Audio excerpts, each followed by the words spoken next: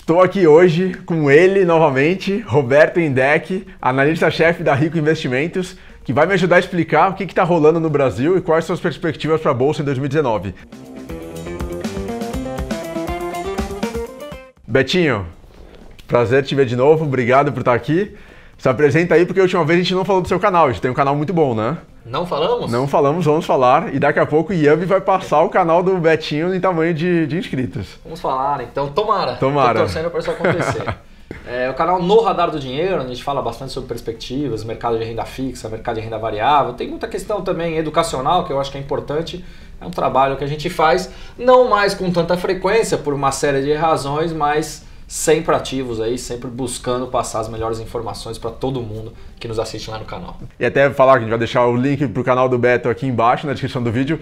Vão lá, se inscrevam, ativem as notificações, acompanhem, compartilhem com as pessoas que tem conteúdo muito bom. Beto, vamos falar um pouco sobre Bolsa de Valores e perspectiva. A gente já fechou o primeiro trimestre, né? O que está rolando? O que você tem visto de perspectivas agora para 2019?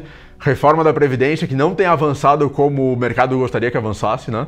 Recentemente o Bolsonaro, o governo federal, deu aquela ingerência no preço do diesel para conter a greve dos caminhoneiros, o mercado também não gostou. E aí, como que tá toda essa lambança? Realmente muita movimentação e muita notícia, né? Sabe que se a gente for ver um reflexo desses 100 primeiros dias de Bolsonaro, e aí falando especificamente de Brasil, a gente tem ali os 30 primeiros dias, foram positivos em termos das perspectivas, né? Você teve a Bolsa subindo quase 11% no mês de janeiro, que foi uma alta bem considerável. Sim. Mas depois dos outros 70 dias, a Bolsa ficou ali mais ou menos, um pouco para baixo, um pouquinho para cima, uma oscilação entre leves altas e leves baixas, mas muito mais... Vai não vai, né? Ela vai não vai porque, que nem você falou, né? Eu acho que o tema principal hoje é a reforma da Previdência, não tem como ser diferente, essas discussões entre Rodrigo Maia e Bolsonaro ali, que teoricamente já ficou um pouco para trás. Tem discussões da CCJ, tem as discussões aí envolvendo os próprios aliados do partido do presidente, né? Discussão, troca de farpas nas redes sociais, quer dizer, ainda me parece um pouco desorganizado. Além disso, nós tivemos aí recentemente também a questão da intervenção nos preços dos combustíveis, mais especificamente do diesel, né? Infelizmente, isso não era esperado. Aliás, era inimaginável que isso pudesse acontecer diante do discurso e da equipe econômica atual. O fato é que ele fez algo negativo, intervenção no livre mercado não é bem visto, sem dúvida, pelos investidores, e isso traz uma perda de confiança. A perda de confiança traz insegurança, e insegurança traz volatilidade na bolsa, ou seja, muitas oscilações para cima e para baixo. Agora o que a gente tem que esperar de fato é a reforma da Previdência, que é o ajuste fiscal, não é só a reforma, tá? Isso que eu te perguntar, quais outros fatores você analisa ou outros eventos que também têm impactado, né? Eu não vou dizer que só a reforma, porque eu acho que tem a questão dos números que envolvem a reforma. Tá. O governo federal passou aí um número acima de R$1 trilhão como um corte de custos para os próximos 10 anos, e alguns parlamentares, ao que tudo indica, trabalham com um número entre 600 e 800 bilhões, sabe-se lá como chegar a esse número também. Eu acho que é um chute dado o conhecimento que a gente tem aí com boa parte do nosso Congresso Nacional, do ponto de vista do nível e conhecimento técnico econômico, né? Falando um pouco mais especificamente sobre esse assunto. Então, esse número, sem dúvida, é muito importante. E é o que tudo indica, apesar de que Paulo Guedes tem sustentado que ainda é possível aprovar na Câmara nesse primeiro semestre, é o que tudo indica, a reforma da Previdência pode ser aprovada apenas no terceiro trimestre desse ano. Essa é a possibilidade que se trabalha hoje, e com um número de novo entre 600 e 800 bilhões de reais. Como que eu cheguei nesse número? Informações que nos passam vindo lá do Congresso Nacional. Legal.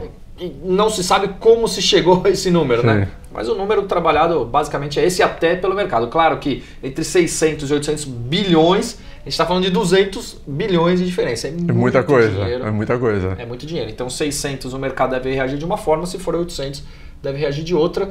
Acredito eu que das duas maneiras possa ser positivo, mas se for 600 a gente vai ficar um pouco ali no meio do caminho. Terceiro trimestre, a gente tá falando entre julho e setembro, mais ou menos, né? Cara, o pior de tudo é isso, né? Se a gente for falar lá setembro, a gente acabou o ano de 2019 e a discussão ficou, e se arrastou, e se prolongou. Tudo bem, resolveu um problema extremamente relevante para o país. Parece que depois da reforma da Previdência tem a reforma tributária, que deve vir logo após. As discussões envolvendo o projeto já começaram também. Isso pode ser positivo. Enfim, nós temos os leilões de infraestrutura acontecendo, tem as vendas de estatais que podem acontecer ao longo desse período. Tem, vamos chamar assim, micro questões acontecendo antes da reforma da Previdência, que é algo um pouco mais macro, mais robusto que o país de fato precisa, né? Mas de alguma forma a reforma ela tem segurado todo o resto, né? Eu ouvi recentemente, não sei se você ouviu também, se é um dado verídico, mas tem mais de 40 empresas querendo fazer abertura de capital na Bolsa e todas esperando a reforma da Previdência, que é a porteira, né? Passando a reforma, abre-se a porteira e todo mundo vai para o mercado. Se a reforma não passar, a porteira fica fechada, e aí com todas as consequências negativas que podem acontecer. Excelente esse ponto que você colocou. 40 empresas esperando a reforma da Previdência passar para resolver se abre capital ou não. Além disso, perspectivas da Bolsa, perspectivas de juros, perspectivas de taxa de inflação, tudo isso apenas após a reforma da Previdência. Perspectiva de crescimento da economia. Para 2019, você pode ter um número ali bem próximo, já que hoje é trabalhado, nós estamos no mês de abril, então já é um pouco trabalhado, até porque nada deve explodir nem para cima nem para baixo, vamos chamar assim, né? Tem algum movimento relevante, a não ser que passe a reforma com o número... A gente acaba ficando até chato, né, Bernardo? Só fala nisso, todo lugar só se fala isso, mas... Mas é uma loucura também, né? É isso que acontece. É uma loucura. Tudo isso, todo esse pacote, seja no setor privado, setor público, tanta coisa no Brasil depender de uma reforma. É algo que pode ajudar a aprovação da reforma também, a necessidade dos estados, né? A gente vê muitos estados complicados aí financeiramente. Estados e municípios estão numa situação muito complicada, né? Então muitos governadores devem ajudar nessa negociação aí junto com o Congresso Nacional também, para que se aprove logo essa reforma da Previdência, já pensando nos próximos anos. E enquanto isso, o Ibovespa fica naquele, não consegue passar do 100, né? Vai, não vai. Bateu 99, não fechou ainda nenhum pregão acima de 100, né? E aí caindo, recentemente fechando a 92, 93. Não dá para fazer futurologia, não dá para saber quando vai passar, quando vai valorizar, né? O mercado inteiro vai guardar isso, sem dúvida alguma. É claro que algumas notícias positivas virão, provavelmente até do exterior ou até aqui de dentro também, outras negativas também virão, então vai ficar nessa oscilação, nessa volatilidade que para alguns é interessante, né? Quando eu digo para alguns, por exemplo, se a gente for ver Petrobras caindo 8% num dia em função da intervenção do Bolsonaro no preço do diesel, para alguns aquilo pode ter sido aberto uma janela de oportunidade olhando a longo prazo. Com certeza. Outros já olham um copo meio vazio também, falam, isso aqui não pegou muito bem, acho que não vai para frente. Enfim, então tem algumas janelas de oportunidade que podem ser abertas em função dessa oscilação toda. Mas e aí? E para o pequeno investidor? Quem quer entrar em ações agora em 2019, ainda não entrou, ainda está pensando em como entrar? E lembrando aqui, sempre aquele disclaimer que não é recomendação, não é análise, não é sugestão de investimento, né? Mas você acha que o investidor poderia ir para comprar uma ação livre? Você acha que o investidor poderia ir para um ETF, poderia ir para um fundo multimercado, um fundo de ação? Eu ainda tenho escrito alguns artigos, eu falo justamente sobre isso, né? O investidor que ele é conservador, ele tem que se acostumar que os juros deve ou permanecer nesse patamar de 6,5% ao ano, que é o menor patamar da história na Selic, ou ainda reduzir, segundo projeções de grandes bancos aqui do país. Se não reduzir pela reforma da Previdência, vai reduzir pela fraqueza da economia. Então não espere que os juros vá muito para cima, não espere ganhar muito dinheiro, entre aspas, ganhar muito dinheiro, né? Porque aqui a gente tem que fazer a conta real. Claro, descontar a inflação, né? Muita gente achava que quando os juros estavam em 14,25 estava ganhando muito dinheiro. A inflação estava em 10, né? A inflação estava em 10,8, né?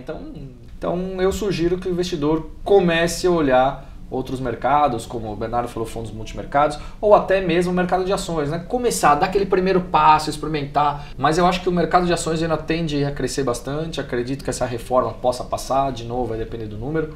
Mas com isso o investidor tem que procurar alternativas um pouco mais agressivas de investimento. Pode ser via fundos multimercados, pode ser via fundos de ações, pode ser via ETFs, é aí que vamos entrar nos ETFs. Legal. Falando de Brasil especificamente, a gente tem as mais conhecidas são as famílias de ETFs da BlackRock e também do Itaú, onde tem aí cerca de, hoje deve ter uns 20 a 25 ETFs mais ou menos sendo negociados aqui no mercado nacional, né? E BlackRock é uma das maiores gestoras do mundo, né? Exato. Para quem não conhecer, BlackRock é uma gestora gigantesca que atua em, enfim, vários países, né? Exato. E aí, só que a gente vai canalizar muito mais em um ETF específico, que é o BOVA11. O que é o BOVA11?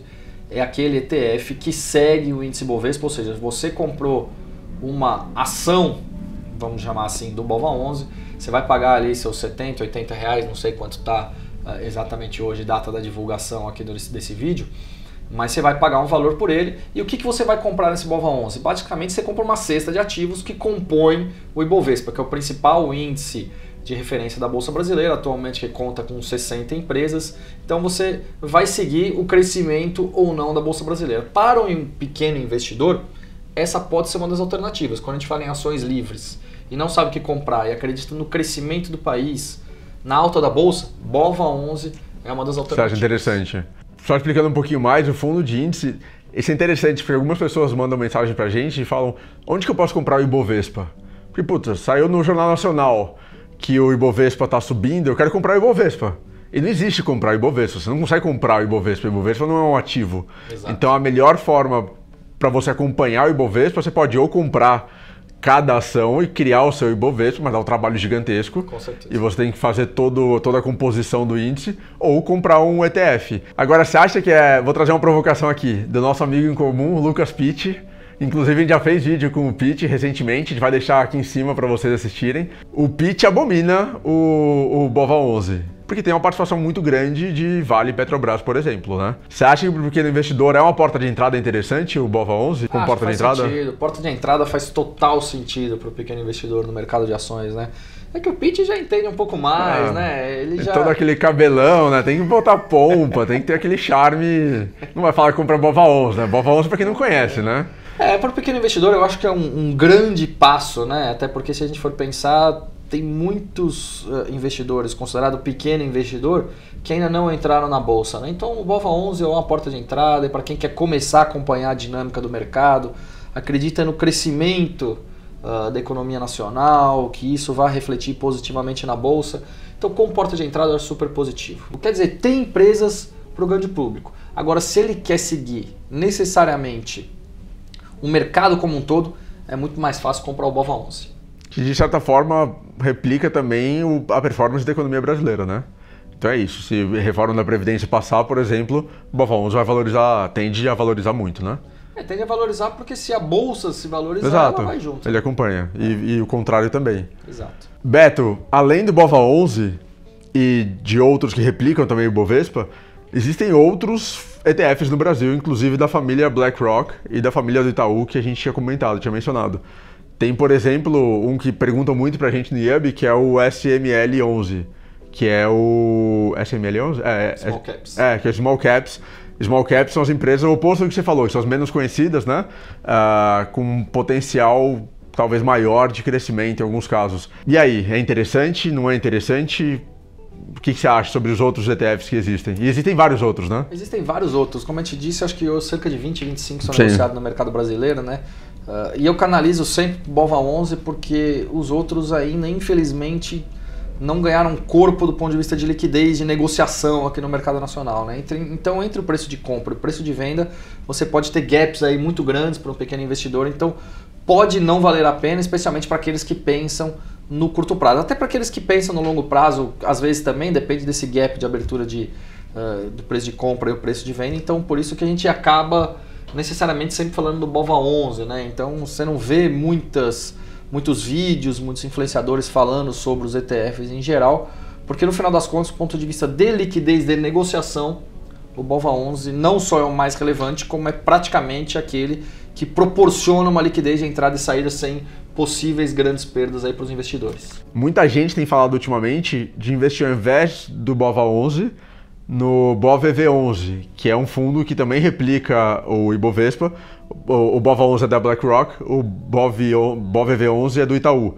A taxa de administração dos dois é bem diferente, é praticamente a metade do BOVV11 em relação ao BOVA11. Mas a liquidez também é completamente diferente, né? Então você continua achando que é melhor ir para o BOVA11 mesmo com uma taxa de administração maior, porque a liquidez também é infinitamente maior. Eu acredito que tem que olhar a negociação nesse momento, sim. Eu acho que é muito importante. Então o cara investe e não consegue sair. Exato. Você não consegue sair, às vezes para entrar você vai pagar mais caro do que você pagaria normalmente num ativo com uma boa liquidez. E também para quando você for sair, talvez você não consiga sair num bom preço e você acaba perdendo dinheiro ou deixando um dinheiro, como a gente diz, deixando dinheiro na mesa desnecessariamente, né? Então, por isso que eu acho que esses índices de liquidez ainda são importantes. Especialmente, de novo, a gente está falando aqui não só do grande investidor, a gente está falando aqui para os pequenos investidores, que é aquele que está entrando e chegando nesse mercado. Se você chegou até aqui nesse vídeo, a gente inclusive já fez um vídeo anterior com o Beto e na verdade a gente fez esse vídeo em dezembro de 2018 e falamos muito de reforma da Previdência e agora em abril falando o mesmo tema. O Brasil é muito previsível, né? Daqui uns 4, 5 meses a gente grava de novo, vai estar falando o mesmo tema, talvez. Eu pensei que a gente fosse falar 4, 5 anos, né? 4, 5 anos daqui a pouco, o Beto com 2, 3 filhos aqui. E sabe que eu gosto de conversar com você? Porque a gente tá ficando careca, né? Careca. Eu me sinto mal quando eu faço vídeo e alguém não é careca também. Então eu fico muito à vontade com você, Beto. Se você gostou do vídeo, deixa um like, compartilha com as outras pessoas, se inscreve no canal do Yubi aqui no YouTube, o botão tá aqui embaixo. Isso é super importante pra gente levar esse conteúdo para mais pessoas e pra gente ajudar o brasileiro a investir melhor o seu dinheiro. E faz tudo isso também no canal do Beto, no Radar do Dinheiro, né? É isso aí. Beto, obrigado. Falou. A gente se vê em 2024 falando de Previdência. Quem sabe? Tchau, tchau. Valeu.